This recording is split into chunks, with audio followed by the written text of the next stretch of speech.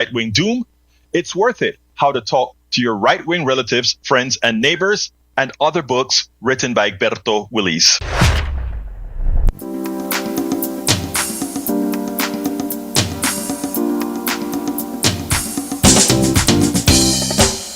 Welcome to Politics Done Right. My name is Egberto Willis, your host. Good morning, Houston. Good morning, Harris County. Good morning to the great state of Texas. Good morning to the entire world receiving our signals via the magic of the internet. Of course, I must say good morning to the United States of America.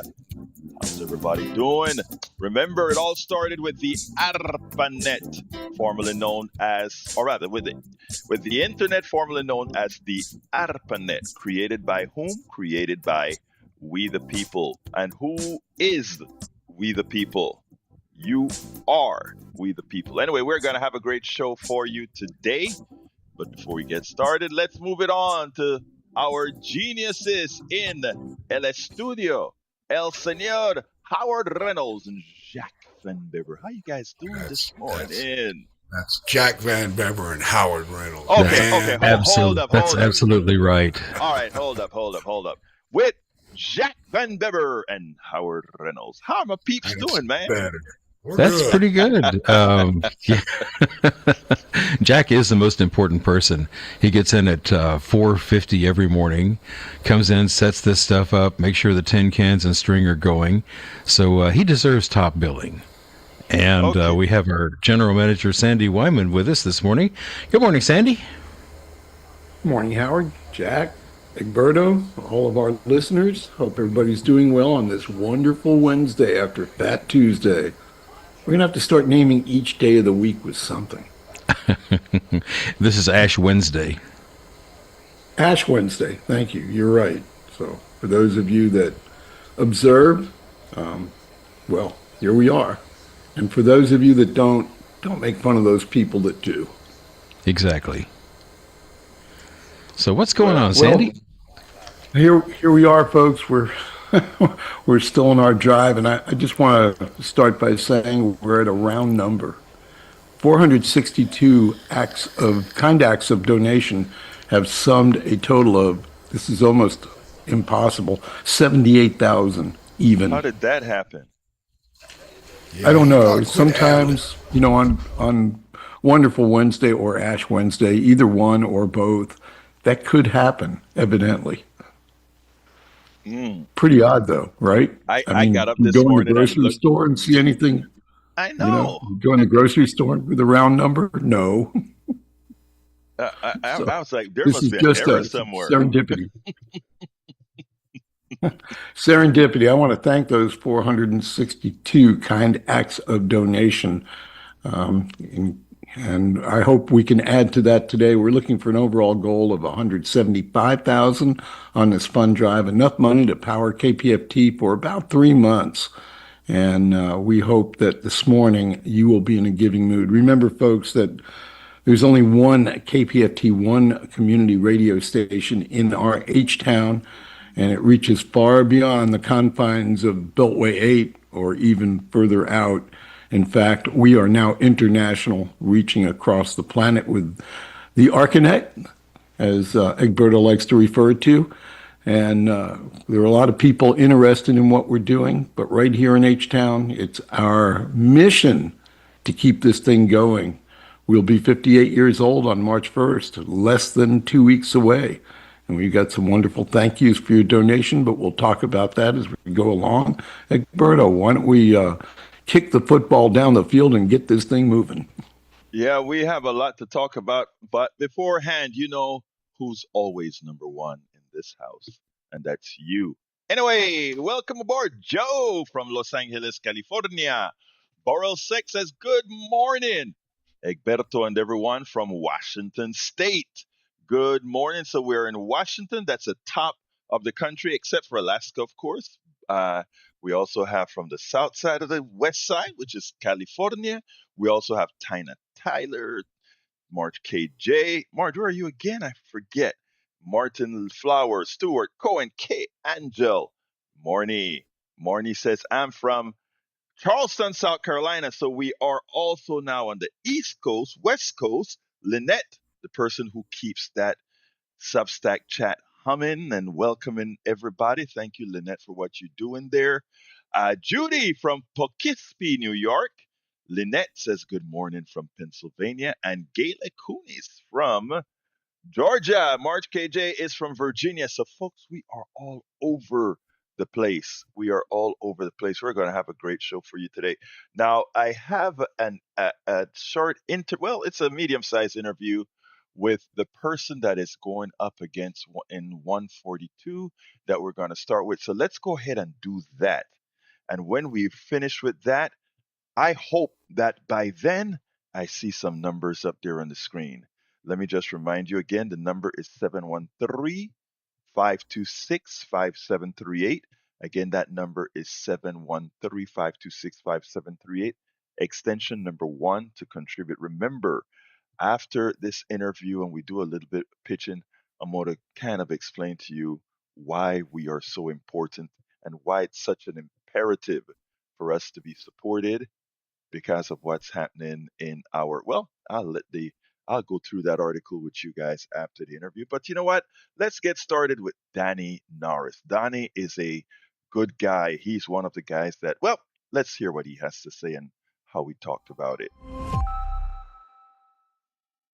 Welcome to another edition of Politics Done Right. My name is Egberto Willies, your host. In the context of a fiercely contested 2026 Democratic primary in Texas House District 142, the campaign of Danny Norris offers voters a starkly progressive alternative to a long-entrenched incumbent. Danny comes to his race with deep professional credentials and a record of community-focused advocacy. As Senior Assistant City Attorney of Houston, he brings more than 17 years of legal experience to bear on public policy challenges. His academic background spans chemical engineering, law, and library science, reflecting both analytical range and intellectual depth. On the civic front, Danny serves as the first African-American president of the Harris County Department of Education Board, where he has led efforts to expand opportunities for minority-owned businesses and to raise salaries for Head Start teachers, tangible steps towards economic and educational equity. Personally rooted in the district as a parent with children in public schools, he frames his candidacy around expanding universal health care, fully funding public education with local control, creating living wage jobs, strengthening climate resilience, and defending voting rights. Priorities shaped by the lived realities of communities in Fifth Ward, Kashmir Gardens, Humble, Sheldon, and beyond. His criticisms of incumbent center of the state takeover of the Houston Independent School District and what it casts as a need for fresh leadership that centers grassroots empowerment rather than entrenched establishment policies. Welcome to Politics Done Right. Senor Norris, how are you doing today? Good. Thank you for having me. Well, look, one of the things that I wanted to talk to you about is, first of all, there's a longtime incumbent. I think his name is Representative Dutton. That's been there for quite a while. I think as a younger person, as somebody who wants to see change, I mean, let me back up. Age only matters if age is a problem based on what your community needs. And I think that is something you've found. Talk to me. So thank you for having me on. Yes, I am running against a long-term incumbent. He was elected the first time in Reagan's first administration, 1984, and has been there for nearly 42 years. And we see some of the biggest repercussions of his tenure as of late, which was the 80 takeover, and which we recently, as of last week, they just announced that they will be shutting down 12 different schools in the district, and as these district, and 3 of those 12 are in District 142, and a fourth in a neighboring district where actually those kids are going to be poured into District 142. So about somewhere between a quarter and a third of those schools that are being shut down are going to affect our district directly. And the incumbent has been very unapologetic about it. He's been very entrenched. And we saw recently with his comments that aired this weekend on the news that he tends to stay very entrenched on issues. I don't know if you saw that, where he told the unions who endorsed me to hell with you all. If I supported you and you guys would do that, to hell with you all. And that's not the the tenure that we need, especially at this time in a district like this. We don't need to be burning bridges with unions and school districts and working class people. We need to be building those bridges and creating more opportunities, not just shutting them down because they personally upset you. So that's what we're getting out of this representative, and it's time to change. Well, look, I want to get to what you are going to do for your district, but I do want to set the stage with the incumbent being there. You pretty much said that absent his support, it is unlikely that HISD would have been taken over by the state resources. It would also be unlikely that this voucherized system would get more clout, as they have used the minority community as a cudgel for this type of a system. Yeah.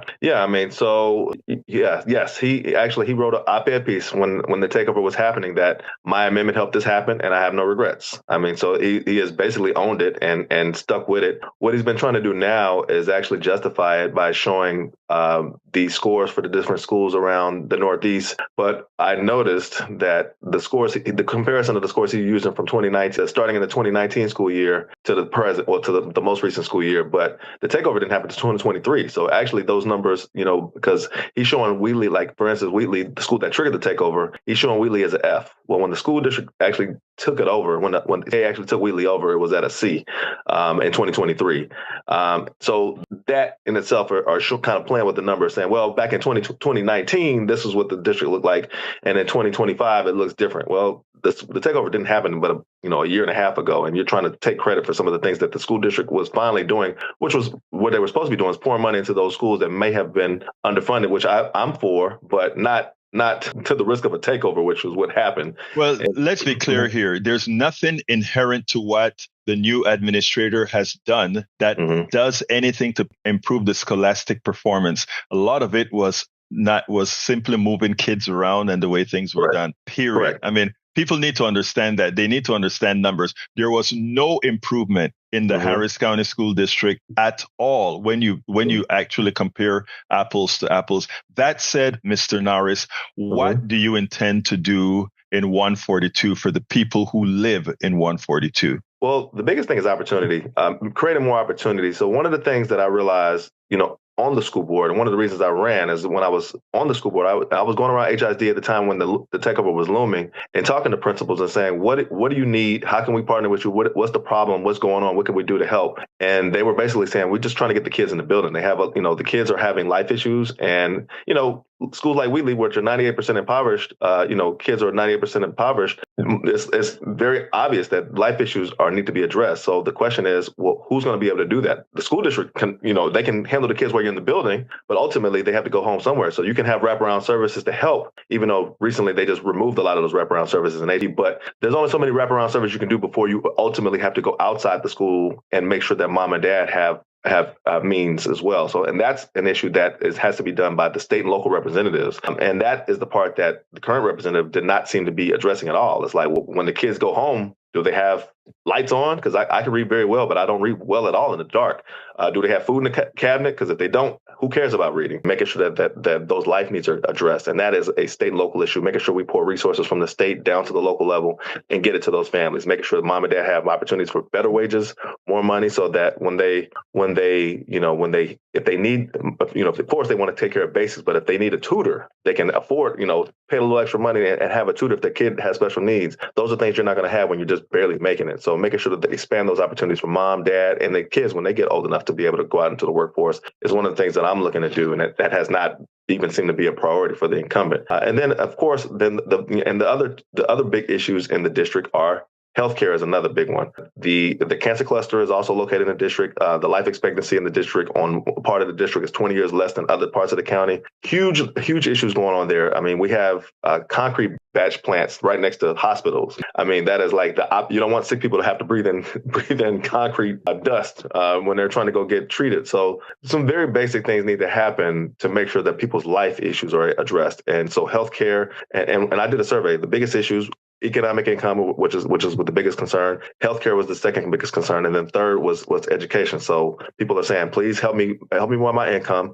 help me make sure that my body's healthy, and then make sure my kids or my education and our future is taken care of. And those three in that order. So those are my big three concerns of doing, is making sure that we bring back local control, that we help mom and dad have opportunities for income and extra money, and that we have healthcare to provide easy access to healthcare and affordable healthcare throughout the district, so people are able to live as long as other parts of the county and be able to thrive in the district. Mr. Norris, you pointed out something that I think is important, and I think politicians should realize that you can't solve an issue like the school problem if you can't solve the issue with the poverty in the family, if you can't solve the issue with the family being healthy. And I think more politicians need to actually look at it as that, encircle it as what you would call a full-bodied experience, to ensure that you can't have a piece of your body working and the other piece is not working and expect good results out of it. Now, what else do you intend?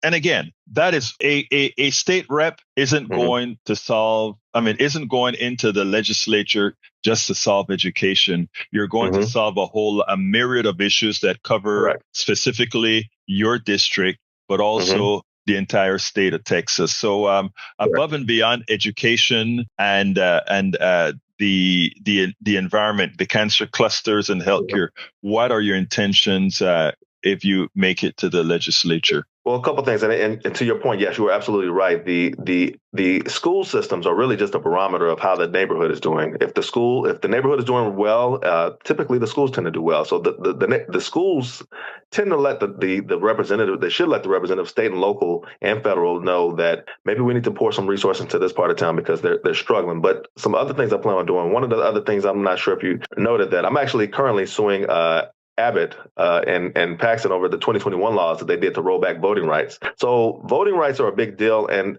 part of the issue is that in Texas specifically, my district is a great example of a district that does not turn out properly. I want to make sure that the whole district is able to participate. But so just to give you an example, in my district, in District 142, I think there's 134,000 people that are of age to vote, about 95,000 that are registered to vote. And only in 2024, during the presidential cycle, which should have been the big cycle, 55,000 people came out. It is a 70+% Democratic district, meaning if that 40 to 50,000 people that we could have had, those are the kind of numbers you need to have to help if you ever want to flip Texas. Districts like mine are the ones that need to turn out, but that only happens if you have representatives that are actually meeting the people and giving the people the reason to vote. So one of my bigger goals, bigger long-term goals, is to actually get more engagement. We should have way more participation if we ever want to turn Texas blue. That's districts like mine are going to be the key to actually turn out. And, we need to have quick people just saying, "Oh, voting's for them," or that. Voting is the future, and we need to have a lot more young people involved. We need to have a lot more bigger of the spectrum involved in the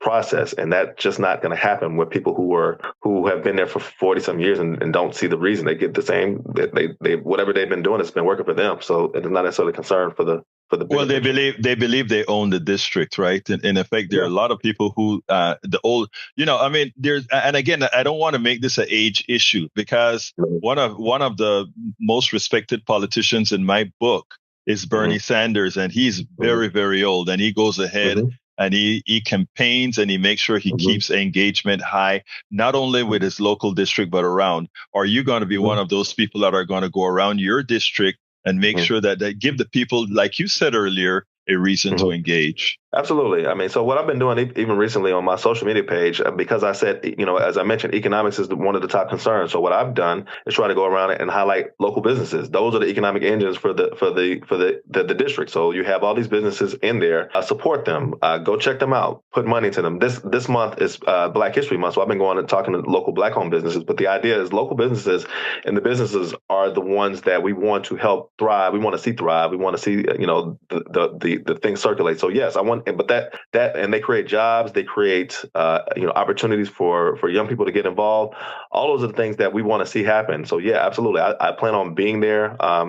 And this sounds strange because you would think it would be intuitive, but for a lot of politicians, it's not. But listening, a lot of politicians go and tell people what they're going to do. They don't necessarily listen and actually hear what the needs are. Because I don't think anybody from the district came up with the idea of the takeover. I don't know of anybody, and that wasn't a district-led initiative. So I think the solutions for the district should come from the district, and that requires you to listen and not just tell people what they should have, or just think of what they should need. I think you should ask the solutions for the people who are closest to the problem. So going around and actually talking and being engaged with the people is definitely one of my biggest concerns. And well, let me just tell you, nobody thought about the takeover because no takeover should have happened. The takeover happened because of people's financial interest in what results from the takeover. So let's be clear here, and I hope you realize that and others realize that this was simply an economic advantage to a very select few people who decided that this was in their best interest. It had nothing to do with the children. Anyway, I always ask the last question as, what should I have asked you that I didn't, and what would you like to tell the audience? I'm a believer in addressing, the least among us. There is a principle behind that, and that has been what has been forgotten in this specific district. People have been forgotten on a big scale, and it has resulted in things like the takeover. But really, what should be happening is that people in Austin, Austin, D.C., and at City Hall here in Houston should be addressing these. We shouldn't just be pushing people to the fringes and forgetting about them. We need to be engaging them and make sure they don't fall behind. And that is pretty much what I'm looking to do, is want to make sure we shore up the people who have been forgotten, shore up the people who and shore up the working class. I think Texas and other people have kind of focused their attention on the people who have, and we need to be focusing on the rest of the population and making sure that we are addressing the mass and not the select few that are lining people's pockets. And that is my point. I very much consider myself, a man of the people. And I've been able to, been blessed in a lot of ways to be able to move to the places I am. And I plan on doing the same thing to make sure other people can come with me. My point is not just to make it personally, but to make sure that I have opportunity for everybody in the district and anybody I encounter generally. So, but I appreciate everybody's time, and would encourage people just kind of follow me and check me out. And if you have any questions, I'm always open for a conversation. Now, how should they find you on the ballot, and what's your information where they can find out about you? Yeah, I'm super easy to find. You can go to Danny Norris. My government name, as you see on the screen, is Daniel L. That's my government name. But on the ballot, I'll be Daniel L. in parentheses Danny Norris. So you go to DannyNorris4TX.com. You can check me out. I'm on all the socials. You can find me on Facebook, Instagram, Twitter, TikTok. I'm super easy to find. Check me out. Send me a message. Let's talk. Let's have a discussion. I would love it. And if you have any solutions or anything, I'm always open for discussion. Danny Norris, candidate for House, or rather for Legislature District 142. Thank you so kindly for having been on Politics Done Right. Appreciate you having me. Thank you very much. And of course, the door is open for Representative Dutton. Actually, I have quite a few questions about the takeover. One of the things that I've always asked, for those of you that are here in Houston, is who give one the authority, politician or not, to make a singular decision that affects the lives of thousands and for all practical purposes without consent. Anyway, folks, I hope you enjoyed that. Remember, what was said there applies to just about every district around this country. Anyway, folks, we are still at that not very pretty number 0. We are in fund drive, and I would love to have somebody, or I shouldn't say somebody, but many to thank right now. This is public radio, community radio. And the next subject we're going to talk about after Sandy comes in is going to sort of give the impetus as to why it is so important that we are supported so that we can do what is necessary to be done. Sandy, are you there? I am. Thank you, Egberto. That was a very good interview. It's rare when you get to hear candidates running for offices such as that up close and let them make their statement in public. There's just not enough media coverage for that sort of level of politics, it would seem. Everybody's more engaged on a national level or a grander level. But it starts here at home. It starts with those individuals locally. And then those things percolate upwards and we get our national politics from there. So that's a very valuable thing in and of itself. And I want to thank you for taking time to put that on the air today. Folks, invest in KPFT. You're investing in the future when you do that. We're here today because of, 55 years and 50 weeks and now 4 days worth of listener support. In about another week and a half, we turn 56 years old, which is a remarkable thing, again, in and of itself. When you make that investment in us, it will guarantee that the station will be there next week, next month, next year, and I sincerely hope, at least another 58 years. Generationally, people have enjoyed KPFT in Houston since 1970, March 1st.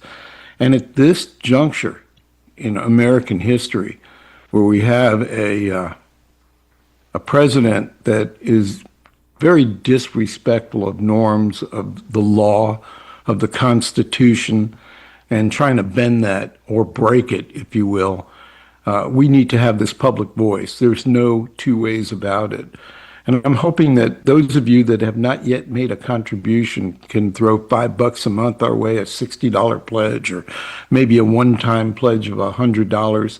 We have some really cool T-shirts, including a Politics Done Right T-shirt for that $100 contribution, and of course the vintage T-shirt and so many others. But it's nice to have the apparel and show that you show the public that you're supporting what you love to listen to, where your mind and your ears are, is now displayed on the shirt that you're wearing. But it's even nicer to have this station around for those who have yet to listen to it, who have yet to come and man the microphones at KPFT. Keeping this station open, investing in the future, will help us, will guarantee to allow us to have those voices present. Where is the next Ray Hill? Where is the next Larry Winters? They're sitting out there somewhere in our public. And when they're ready, when the events cross and that station is still there, our station is still there, they all have access and you will get to hear those thoughts, hear that music that you wouldn't otherwise hear. So folks, 713-526-5738, option 1 is our phone number. kpft.org is our website. If you'd like to go to a concert, we have tickets on that website. There's a ticket button. You can peruse everything that's been donated by our very generous underwriters in the area. It's local, it's community, and local and community, again, extend well beyond Houston. 713-526-5738, option 1, or kpft.org. And remember, as you make that donation, Egberto's a volunteer. Jack is a volunteer. We have a lot of people that volunteer to run this radio station, and they're faithful to the proposition. Albeit, some people that are here every day may get as much as gas money. That's about it. No one's getting wealthy or rich by working at KPFT, by being involved. However, they are enriching Houston in doing so. So thanks to all those people for their valuable contribution. Acknowledge that. Make that first pledge of the morning. 713-526-5738, option 1, or kpft.org. And oh, by the way, the show has a $500 goal. So we're not quite halfway done, and I guess we're still waiting for that first pledge. Egberto? Thank you so kindly, Sandy. You said we're not quite halfway done. We're not quite done at all. We're at zero. Anyway, folks, please give us a call, 713-526-5738, Clear, Sandy. extension number 1. By the way, welcome aboard, Elizabeth Elect Stern. How you doing? We also have here, para ver, Lynette J. Wiggers, Richard C. Brown, Marnie. We also have Asterion, Jane B. in North Carolina. You know, Jane, I still think about the book club, what I call the remote book club that we did. I am just impressed with your group. I want you to let them know that. Just 20 something of you guys in in North Carolina doing so much. Very impressive. Let's see. We also have, Dear David. How you doing? Lee the Bearcat. Let me tell you something. You said Bernie is rich. So what? I have no problem against somebody who is wealthy, who built it with their hands. I have something against the capitalists who build things on your back. There's a distinct difference. And I think you've listened to the show quite enough to understand the difference between capitalism and free enterprise. One is magnanimous, one is extractive, but that's not what you learn here. And I hope that is why you're listening here so that we can actually learn together about these issues. Jay Uyghurs, welcome aboard. Thank you for being here. Let's go to Jimmy, my brother. How you doing? Good morning, Alberto. I've got two things. Go Yesterday in the for New it. York Times, there was an article about Australia. To combat the smoking of cigarettes, they raised the taxes on cigarettes, and the cigarettes now with these high taxes are $40 a pack. Well, that brought about a black market on cigarettes where certain people can find those cigarettes cheaper and sell them to the people who are addicted to smoking for maybe $20 a pack. So a good effort to reduce smoking turned out to cause a crime of a black market on cigarettes. And secondly, the Houston Chronicle yesterday endorsed candidates in both the Republican and Democratic Party.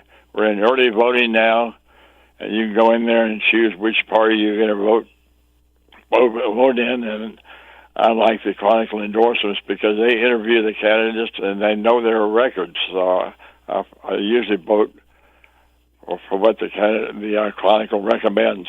We're already voting down through the 27th, and the election is March 3rd.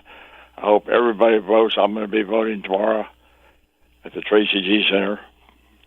Well, look, thank you. Hey, let me tell you, I am so glad you mentioned that because I'm here talking. I brought a candidate on, and silly me forgot to let folks here and all over Texas and a few other states, Oklahoma, I think is one of them, are going through early voting now. See why you guys are so important? Thanks for reminding me, Jimmy. Folks, we are in early voting for the next almost 2 weeks until March 3rd when we go into the real thing. Right now, we're in early voting. Please go out there and vote early. And we'll have some other stuff to talk about in a little bit. But I want to give Bobby K out of Houston, Texas. Thank you for ensuring we're not at zero. Folks, we're 450 away. I know you can help us get there. Jimmy, anything else you want to say before I move into the program, the rest of the program, I should say? I love KPFT. I used to volunteer at KPFT back in the 1980s. I went to City Hall and recorded their public session where the people talked to the councilman, and we recorded that and brought it back to the station. We put it on the air so people could see what's going on down at City Hall. Well, look, hey Jimmy, you're just an all around activist, man. Because yeah, you used to help at KPFT, but also we worked together at Houston Peace and Justice Center, where you are active and doing quite a bit there. So thank you for what you do, brother. All right. And thank you too, Egberto, for Take care, spreading the buddy. word around the world. All right, you take care, my brother. We'll talk to you later. Let's see if Carol Gush, welcome aboard as well. And let me get busy with a few things here. I thought I saw somebody else in here that I really want to acknowledge. I knew it was somebody. LBW, la profesora, ¿cómo estás? She says the scores are also cooked in all kinds of ways. She's referring to the interview that I did. You know, Dutton got the school, was instrumental in getting the Houston School District taken over. One school that was failing, the whole district got taken over. Who in the supreme being's name give any one person the authority to affect the people's lives as they did? I would love him to come on so that we can have a civil discussion as to why would you think such an endeavor would make things better for the people of your district. And that's what the kind of work that we are supposed to do, the kind of work that goes out there. Folks, we're still waiting for a few more contributions. That number is 281-360. Oh, whoa, what am I saying? I have too many numbers in the head. 713-526-5738. 713-526-5738. Extension number 1. Folks, we are way behind. And you see that guy that was on before, that guy named Sandy? That's the general manager of the station. We don't make court quota, man. You never know. He may kick politics done right off. I don't know. Let's go to Mary, line 1. How you doing, Mary?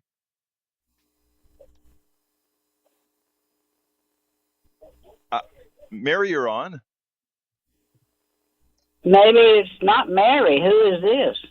Oh, I don't know, but that's what I have on the thing. Well, go ahead and tell me. Are you calling in for a particular reason, ma'am?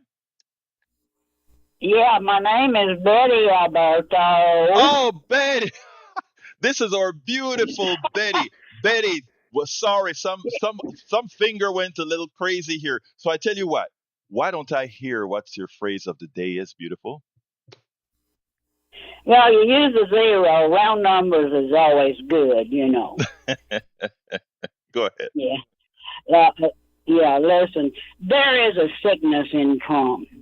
We cannot take our eyes off him. He is so bad. To protect himself, he lies. This is all he has left, Alberto. This is all he has left is lies to cover his sickness. It is a sickness. And give to Alberto 90.1. Raise your cane with him and Al Green. Love y'all. Love you, Betty. But please remember, folks, every penny given here at KPFT goes to KPFT, not to Egberto. Just want to make that clear. And here's the deal. As Stedion says, I have a $100 gift for the microwave transmitter, yet microwave transmitter is not listed on the KPFT donate thing. Now what? Who wants $100? Hey, Astedian, go back and click in there and just go ahead and give it as a general donation because you've just said it on air. I will make sure that Sandy knows. Well, Sandy's listening right here. In fact, I'm going to throw him on right now. Sandy's listening right now. And guess what? He'll make sure that that goes towards that microwave transmitter. Sandy, wouldn't you? We can use all the help we can get with a number of projects, including that one. So, yeah, one way or another, we'll be able to use that money to better the station. There are a number of improvement projects that we're doing, Egberto, not just the microwave link.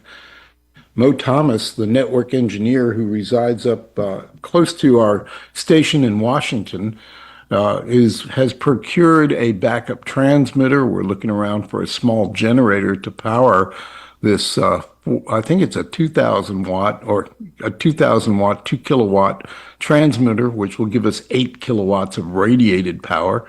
Not to get down the rabbit hole too far, but we're looking to get one of those installed. And when that happens, we'll have a solution for when the power goes out at the transmitter.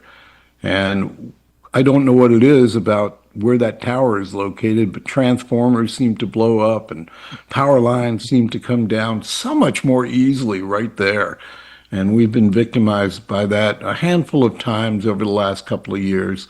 And it sure would be nice that in the event of a storm or a weather event that takes power out, that we still have the ability to reach people. I think it's actually pretty vital.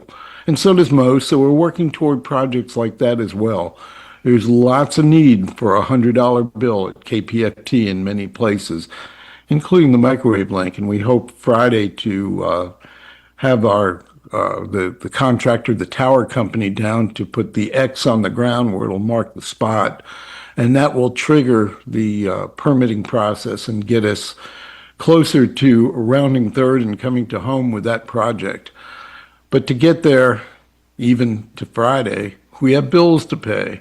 And during the fund drive, that really comes into focus. Folks, we have $50 on the board.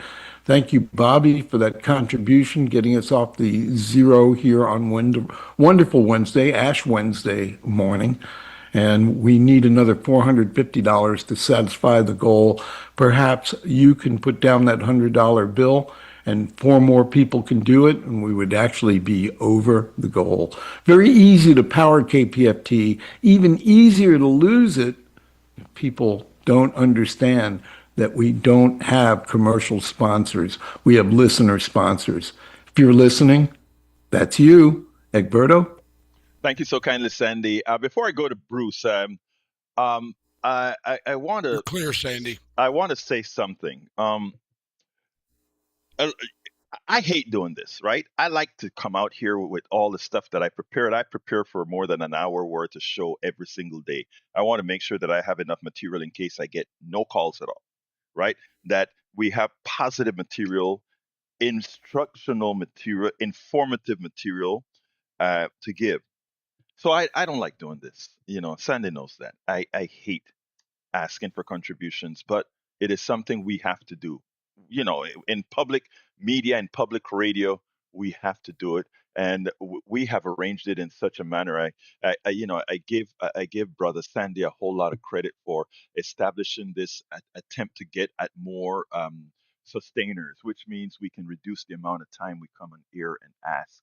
So great job, it's working, and we have been able to shorten the amount of time that we have to come out here and cut into good programming to ask you to support the station. By the way, I want to give Jacob muchas gracias. So thank you so kindly for your becoming a sustainer, my brother. Appreciate that. Folks, we're just now at just about $400 down. By the way, do remember we have Coffee with Egberto. It's a $250 contribution, not to me, to the station. We go out and we have coffee, chat. Ask Glenn in the chat. We have a great time. I drive in a part of Harris County, well, within limits, and sit down and we have coffee, talk, shoot the bull, do whatever you want to do. We have a lot of fun, and we've done several of these, and it's always a good thing. Let's go to Bruce before I continue with the media issue. Come on in, Bruce. How you doing, my brother? I'm doing good. How are you, Beto? I am doing fine. How Talk are to you, me. And Beto? I am doing fine. And I hope you have a good, subtle joke included with what you're going to tell me because you always make my day. Talk to me. I don't know if I do today, but I wanted to mention something. Oh, by the way, my pledge is coming Friday afternoon when it hits my account. But anyway, Thank you, brother. Bless you. About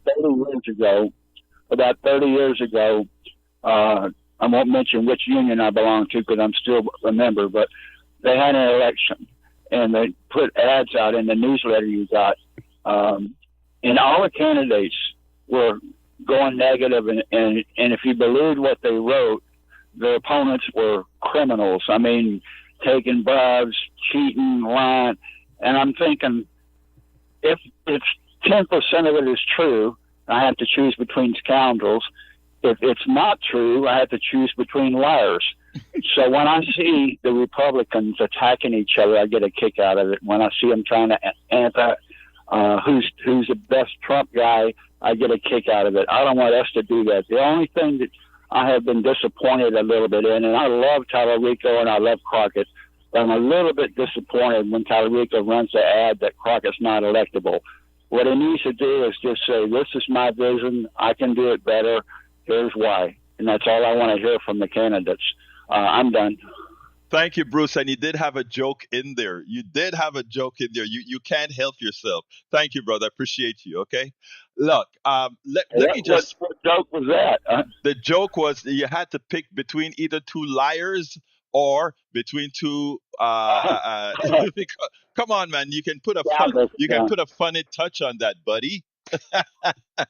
Thank you. Hey, okay. Thank you, Bruce. Gotta go. I want to give Ben a big thank you as well. Ben, you make it now that we're 300 away. Ben is out of Deer Park.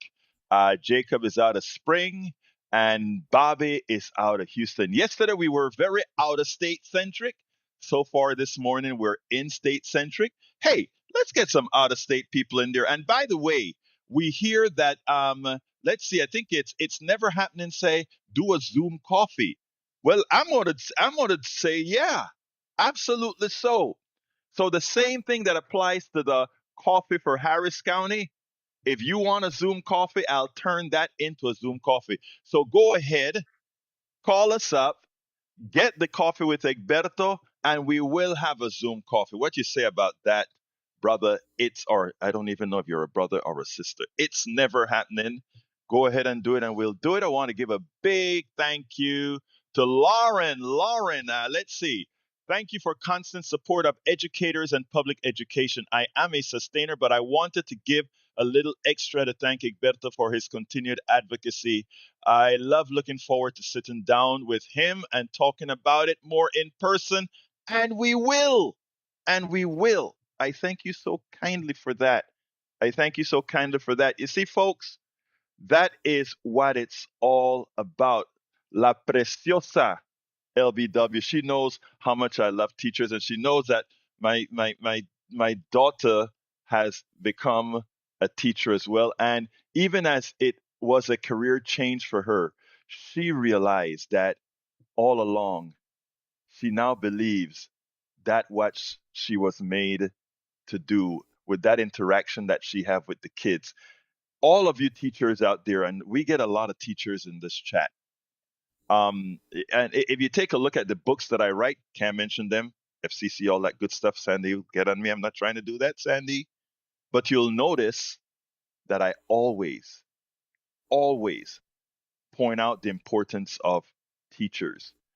The piece that I had, one of the first pieces that I had that ever went viral, had everything to do with teachers as being the most important profession born none, the ones that move knowledge forward. I mean, and I so despise how we in America treat our teachers, pay our teachers, etc. Back when I was home in Panama, you saw a teacher in the store. You stood at attention. There's a certain level of respect for that person that is doing this job. La licenciada, you know? And I find it so, and I hate to use the word, but I find it so despicable that we give the capitalists a notion, somebody that is extractive, that makes stuff on everybody else's back. And that person, I get to see the teacher up close now, because every day my daughter comes home and she may say, Dad, I'm going to be going out to here because I want to get my kids candy for rewards, or I want to do this. That's not paid for by the state.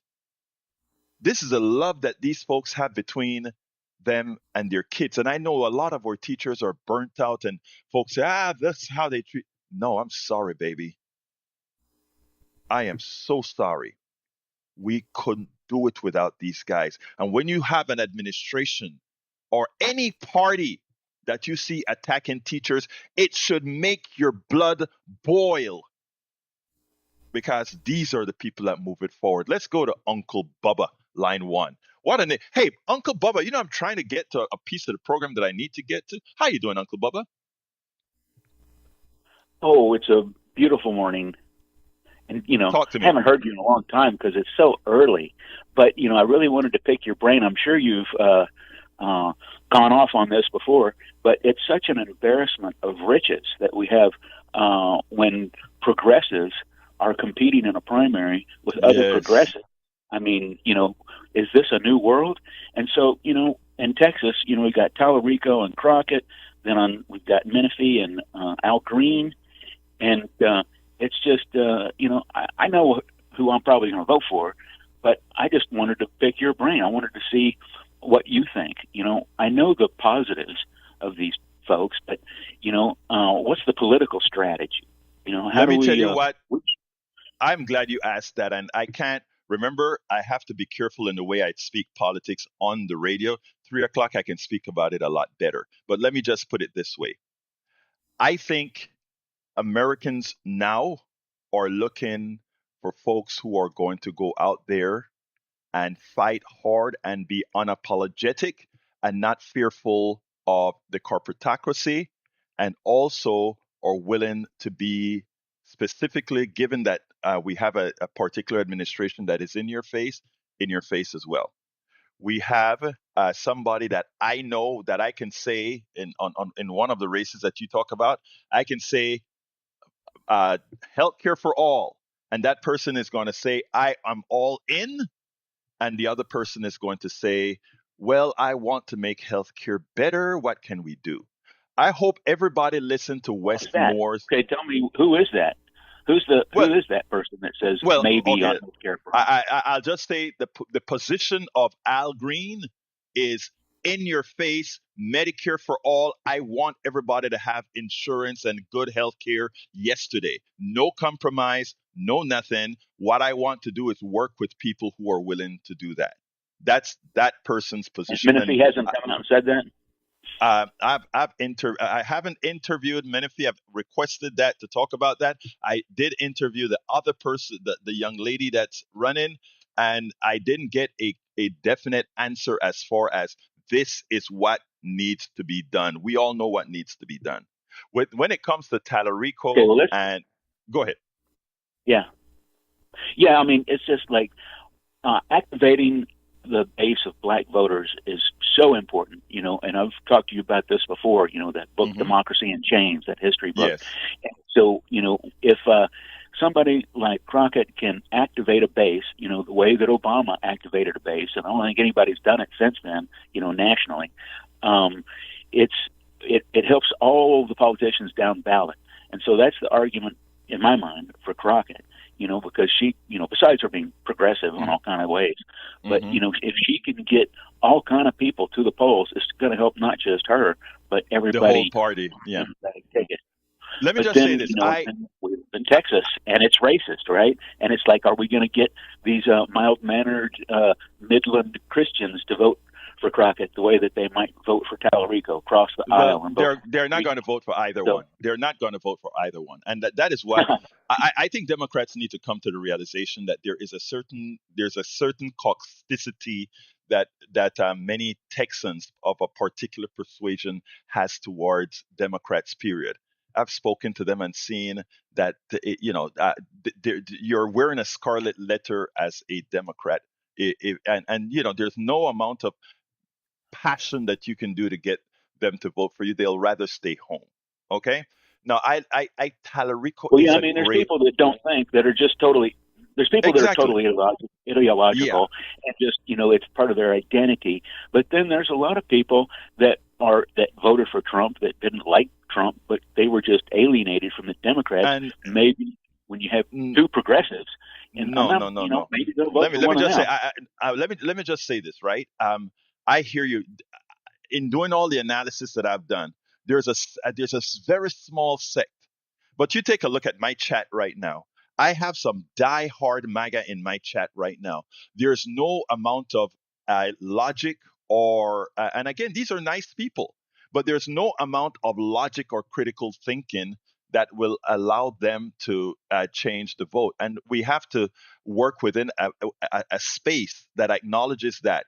And one of the things, look, I love Telerico, I love Crockett, and I interviewed Telerico, I interviewed Crockett 3 times before she started to run on these issues. They are great candidates, and either one of them in the Senate would be great. But you hit a magic number. How do you activate people with something that says not the same? The closest person that came to doing that was our brother from El Paso, who Beto O'Rourke, who did a great job in activating a particular group.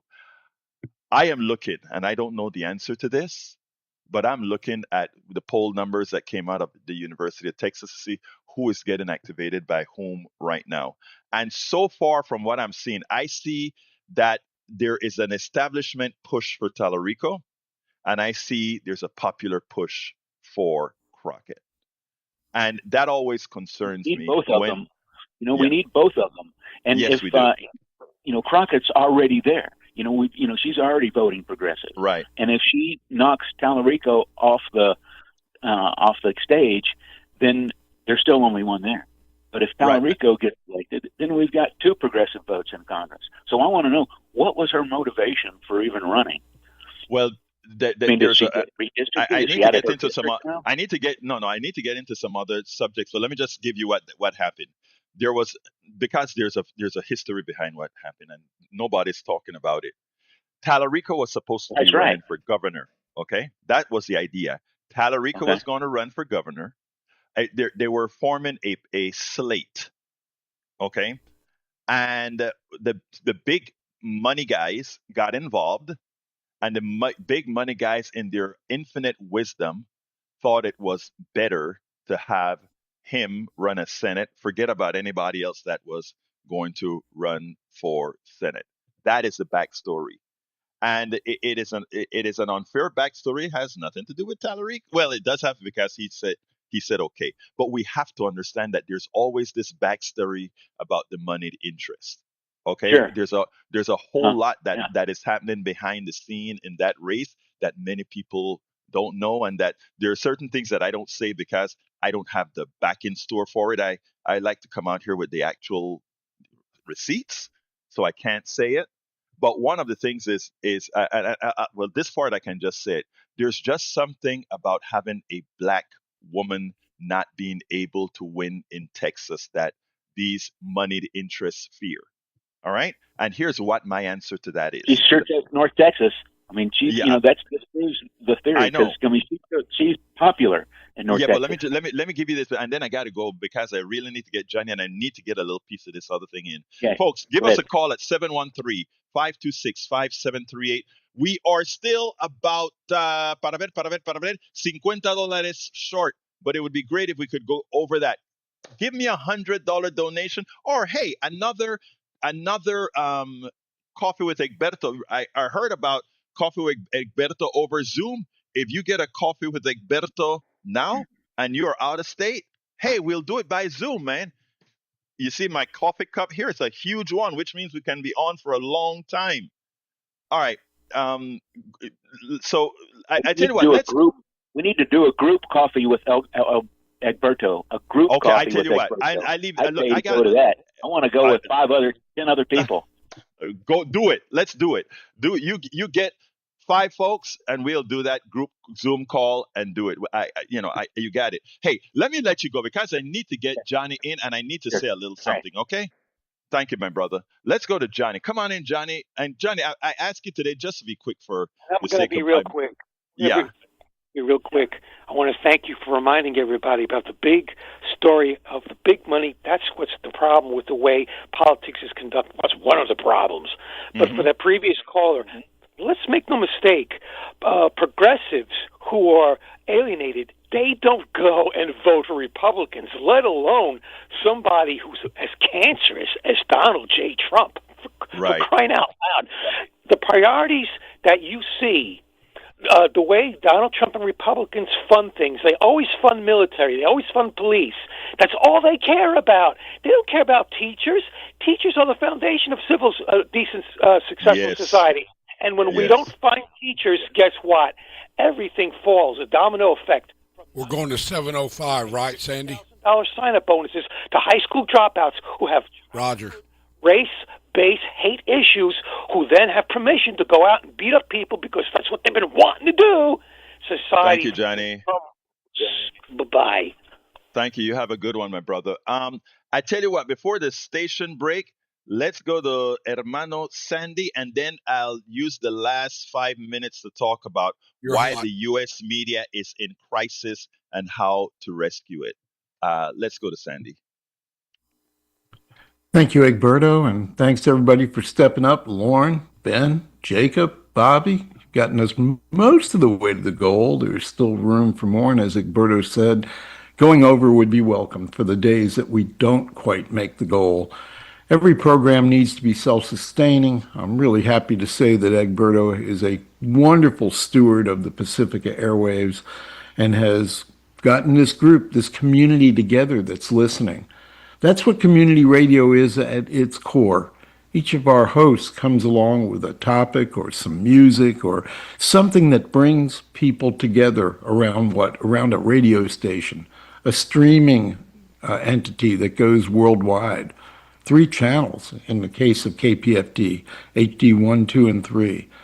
So, Egberto, this is a really wonderful thing. We need just a little bit more this morning, and then we'll move on to the next show, and hopefully that show will make its goal, and so on and so forth throughout the day until we get to the end of the day, where we've gotten the day's goal accomplished, and so on until the end of the drive. We take the money and we carefully parse it out to make sure that our fixed bills, things like tower rentals or electric bills or insurance or ASCAP BMI, there's a myriad of things that we have to pay for to allow broadcast to be a reality. Some of these things surprise me from time to time. It's very complex, and I dare say very expensive, even though KPFT, of all the Pacifica stations, is the least expensive to run, and that by a good bit. And that's only because we have a lot of dedicated maniacs working for little or nothing and keeping this thing going so that we can keep the information flowing on the airwaves. Too much is happening now with the censorship of media. We hear about it every day. We laugh at it. We gawk at it. The courts strike it down, and yet it keeps happening over and over until one day it becomes the norm. We cannot allow that to happen, folks. We need KPFT's independent voice. So I'm asking kindly, please call 713-526-5738, option 1, or kpft.org and click the donate button. March 29th, we have a crawfish boil. A pair of tickets for that is $130, a single ticket $75. On April 18th, we have Blues Cruise 2 with Nuri Nuri. Single ticket is, oh, forgive me, I think $175 and a pair, 350, something along those lines. Anyway, you sum the crawfish boil and the boat ride for two. It comes out to $405. If you were to pledge that amount, you can get both. There is a manager special. If you put down $1 a day, a $365 bid, you're in for both the boat ride for two and the crawfish boil for two for that $1 a day donation. Powers things in a big way and gets you to two very fun social events where you'll be amongst like-minded people that support KPFT. If that's too rich, then $5 a month, whatever it is you can spare. If you do that, you're doing so much more than those people that are sitting idly right now, allowing you to donate so that they can listen to the station. It's a community station. Let's all jump in and participate to the extent that we can. Not asking for your money that you're going to pay to your electric bill and not asking for your money that you're going to use to buy your groceries at the grocery store. Don't give us money that you need to live. But if you have a few spare bucks, $5 a month, throw it our way and keep free speech going strong in Houston. We'll be 56 in a week and a half. Really looking forward to that. And I'm really looking forward to 56 more years of KPFT in Houston. 713-526-5738, option 1. 713-526-5738, option 1. Or kpft.org and click donate. And if you've downloaded the app for your phone, good for Android, good for Apple, you can donate right off the app. Egberto. Thank you so kindly, Sandy. This is KPFT Houston. Anyway, folks, I put the link to the article Clear, that I Sandy. was about to do inside of the chat. Okay. I'll cover it where I expand and talk a little bit more about not just the words in the article, but expand it some more. I'll do it on the 3 o'clock program because I want to get a few more things in with regards to that motion, that what Uncle Bubba spent about, because I think it's important. Um, we're in the mode now, we're in what is it called, primary mode, early voting mode, and people, I got a lot of calls about how to vote, etc. So I had our um, John Cotter on yesterday, where he explained how the voting work here in Texas and so forth. And I also have a voter guide that he put together at politicsdoneright.com/voter guide, politicsdoneright.com/voter guide. But here's the thing that I want to say: vote your conscience, vote what how you feel. The good thing about all the people that are running it, the people try to make the Talarico, Crockett stuff a race thing. If you vote for Talarico, you're a racist. None of that is true. I love both of these candidates. I love these candidates in that they are people who are looking out for you. They both are looking out for you. Everything else is about strategy. And I tell you what, I personally look at you don't need to fear which one you vote for as if this person can vote because they look this way or this one is a woman at all. Because we are in the same kind of times that we are in when Obama won. Obama was not supposed to win then. Yes, the country was not ready to elect a black man when Obama won. I want to give a big thank you to Carlo. Thank you so kindly for your contribution right here in Jersey Village, Texas. Wasn't Obama was not ready. The country was not ready for that. But we were at a stage in such dire straits that people view beyond their own prejudices. People view beyond their own racism and all their isms and everything. And I think the favor that how horrendous Trump has been thus far puts us in that same modal. Because I give the example all of the times, but since we have new users, I want to do it again. Canvasser in Pennsylvania in 2008, going around, goes to a house, and in that house, that person, they ask a woman at the door, "Who are you voting for?" It's not me, but she turns around and she said, "Honey," to her husband, "who are we voting for?" The husband shouts out, "Let them know we're voting for the N-word guy." N-word, you know what the N-word stands for. Can't say it on air. And I remember turning to my wife after I read the article and saying, "Oh my God, Obama is going to win." And the reason why was whenever you hit that point that you supersede the economy, the system, the hurt that people feel supersedes everything that they've grown up with, everything that they've learned. People start to look at the possibilities. And my contention right now is I think people want people that are going to go out there and fight because we are, as a country, in dire straits. Let me pass it on to the studio. Brothers in the studio. Hey, Egberto, I just wanted to tell you we have a new intern here, Lily, and she's a U of H student for journalism. And Lily! She's helping out on the phones. I'll try to get her on the mic Monday. Okay, excellent. I was gonna say, hey, come on, Lily, I want to hear your voice, but it's okay. All right. Anything else you want to add, you or Howard? No, let's go ahead and get on to We got to Amy. get out of here. Anyway, look, guys, I want to thank you all for listening. Remember, the rest of the program is at politicsdoneright.com/newsletter. You can email me directly at kpft@politicsdoneright.com. We're still taking contributions, even though I'm getting off the air now. 713-526-5738, extension number 1, or kpft.org. Hit the donate button. And remember, select Politics Done Right as the program you're choosing. Let me tell you, folks, we are going to do this thing. Love you all from the depths of my heart. My name is Egberto Willis. This is Politics Done Right. And you guys, hey, Chris Sampson is in from Ukraine. Chris, great. Chris is one of our correspondents out there as well. Thank you very much, Chris, for all that you do.